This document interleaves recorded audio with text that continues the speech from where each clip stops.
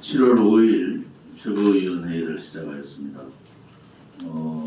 오늘은 박근혜 대통령께서 불법 인신 감금, 보충시행 1558일째 되는 날입니다. 1년 전 우리 공화당은 7.4 전당대회를 통해서 새로운 지도부를 구성을 했습니다.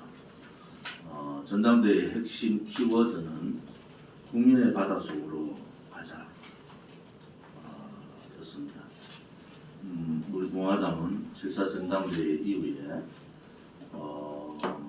서명대를 통해서 혹은 각자 당원들의 헌신과 노력을 통해서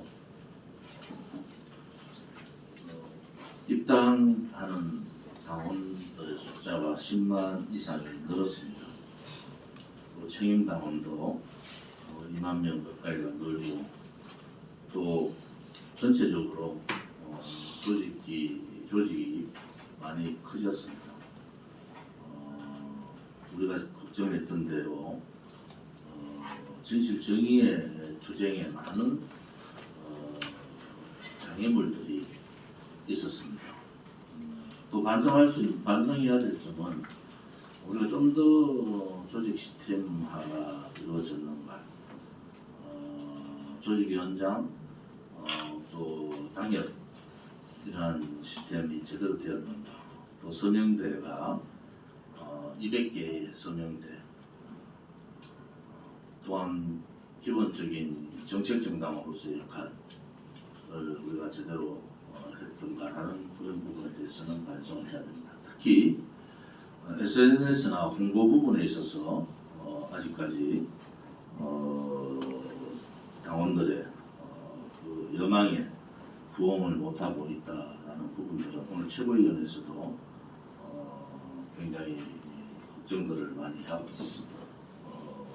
우선 저는 솔직히 정당 생활을 오래 해보고 정치를 오래 해본 사람입니다.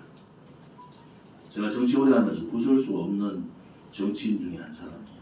제 자랑을 한번 말씀드리면 이명박 정부 때 가장 잘한 기억이 노동개혁이요. 박근혜 정부 때 가장 사회적 대타협을 이룬 개혁이 공무원연금 개혁이었습니다. 정치인으로서 제가 재임했던 국회의원 시절 양대 개혁을 주도적으로 했다는 데 대한 자부심도 가지고 있습니다. 부설 수가 없는 정치인이기도 합니다. 제가 모든 걸 버리고 새누리당 그 당시에 자유한국당을 탈당하고 이렇게 여러분들하고 자유우파 국민들하고 같이 한 것은 지금의 현 상황들을 예측을 했기 때문입니다. 지금은 체제 전쟁이 좌파들, 소위 말하는 사회주의 공산주의자들의 승리의 전쟁으로 가고 있습니다. 우리 공화당은 그 중요한 가치가 진실과 정의의 가치입니다. 이런 큰 화두를 가지고 우리가 시작을 한 거고, 그 진실과 정의의 가치의 핵심은 박근혜 대통령에 대한 불법 탄핵입니다. 이 탄핵 자체가 박근혜 대통령 개인에 대한 탄핵이 아니라는 것을 우리가 분명히 말씀드렸고, 이거는 자유민주주의 체제에 대한 탄핵이고, 자유민주주의 체제에 대한민국 국민에 대한 탄핵이고,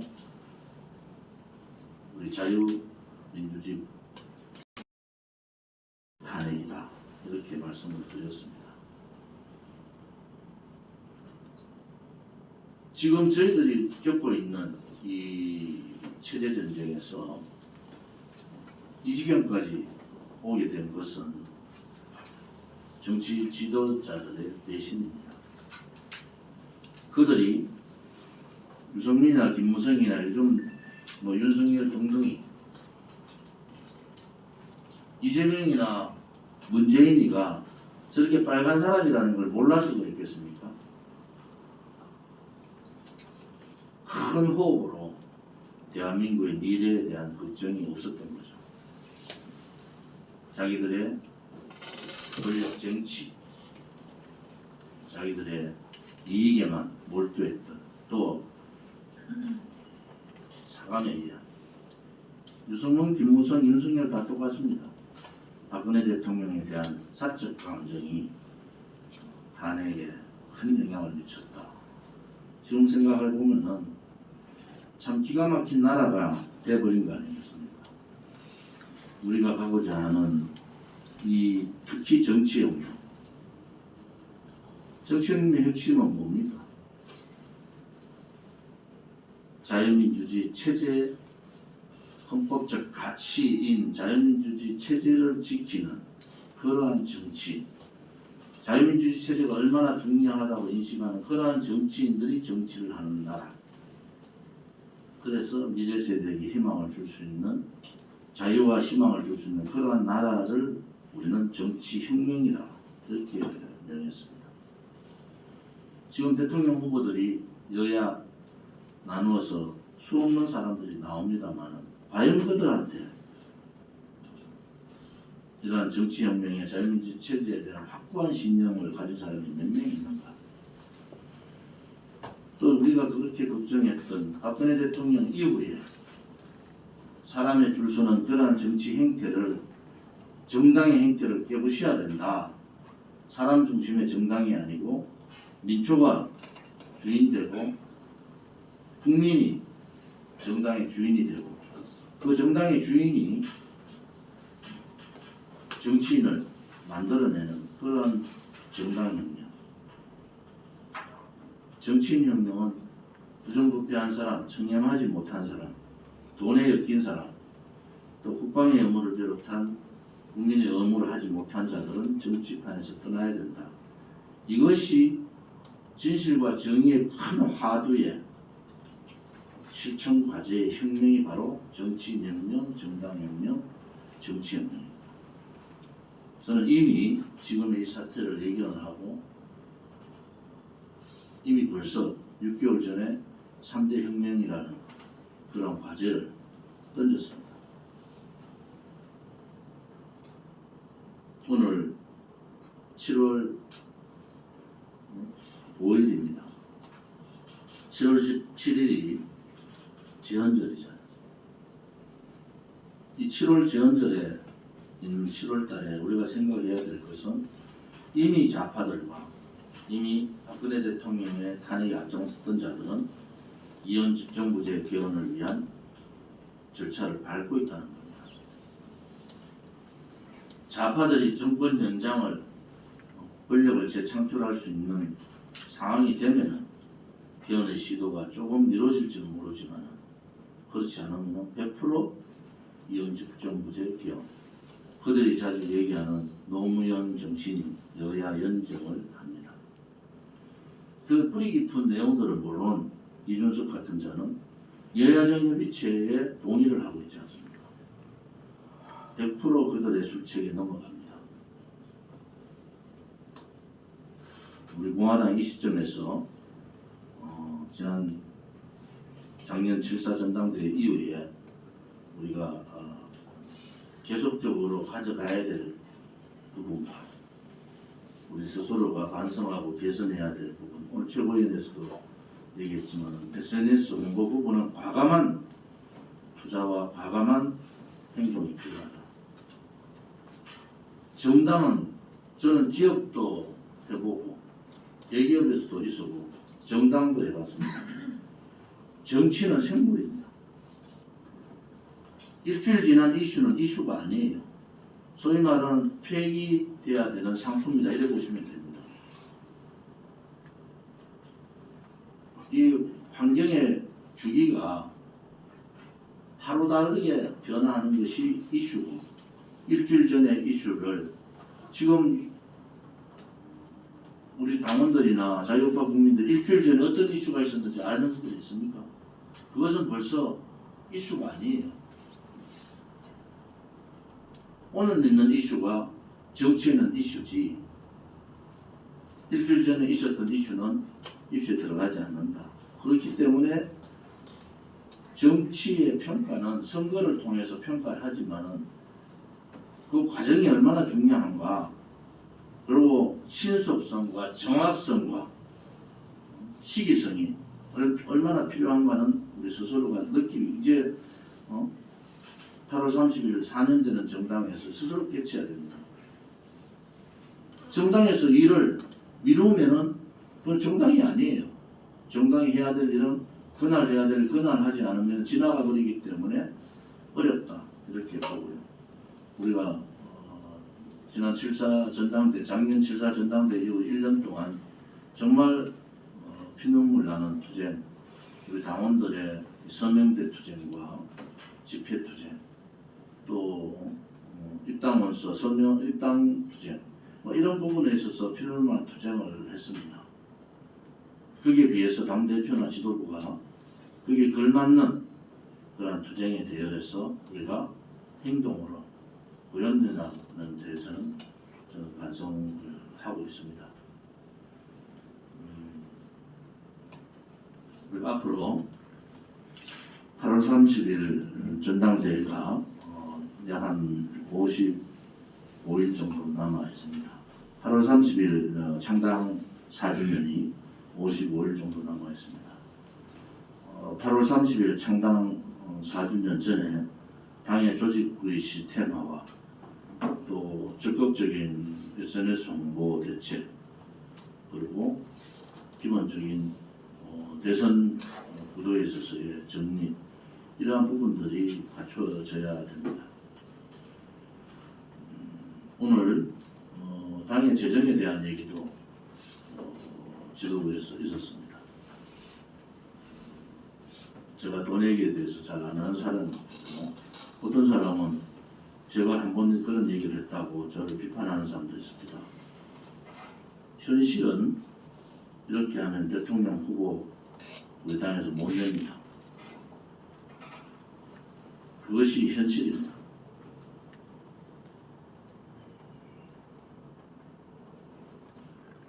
가치와 우리 공화당이 가야 될 길을 알면서 함께 하지 못하는 모습들을 보면은 많이 아프기도 합니다. 제가 정말 힘들게 희망 배달 투어를 하는 것 또한 조직을 시스템화하기 위한 겁니다. 그리고 우리 공화당에 알려지지 않은 부분들을 각 지역 네트워크 언론 방송과 연결을 하고 지역의 상권과 연결을 하는 그러한 작업들입니다. 이제는 우리 당원들의 열정과 애국심, 애당심에 대해서는 누구보다 어느 정당보다도 강합니다. 이것을 이제 겸해야 됩니다. 구슬이 서말이라도 꿰지 않으면은 그 구슬은 쓸모가 없지 않습니까? 이제 상품화를 시켜야 됩니다. 그것이 우리 공화당의 성패가 달려있다. 7.4 전당대회 이후의 지도부의 핵심은 그겁니다. 당을 당다운 정당다운 정당으로 갖추는 것. 또 이번 대통령 선거, 지방선거, 다음 총선을 속의 성과를 달성하는 것. 그리고 이후에 어떠한 지도부가 구성이 되더라도 흔들리지 않는 정당을 만드는 것. 이것이 7.4 전당, 작년 7.4 전당대회 이후에 당대표와 지도부에 내려진 당원들의 명령입니다.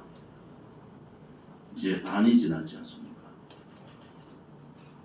반지난 시점에서 우리가 고민하고 또 개선하고 바꾸고 황골탈퇴해야 되는 시점이라고 봅니다.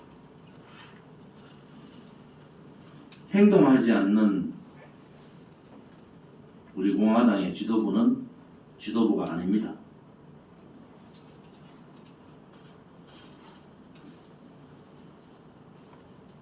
많은 당원들과 책임 당원들이 길거리에서 그러한 은혜와 수모를 받으면서 행동을 하고 있고 그분들의 한 분 한 분, 모든 한 분 한 분의 스토리가 그야말로 눈물 없이는 들을 수 없는 그러한 스토리들을 만들어가고 있는 것이 우리 공화당입니다. 우리 공화당이 자유민주주의 체제 수호 정당, 행동하는 우파 정당답게 이제 나아가기를 당대표는 바랍니다. 우리가 정치혁명이라고 얘기했는 핵심 이유가 이재명의 발언에서 볼 수가 있습니다. 이재명의 삐뚤어진 역사관은 아주 오래전부터 지난 대선 경선에서부터 그의 역사관은 나왔지 않습니까? 국민들은 이 내용을 잘 모르고 있다.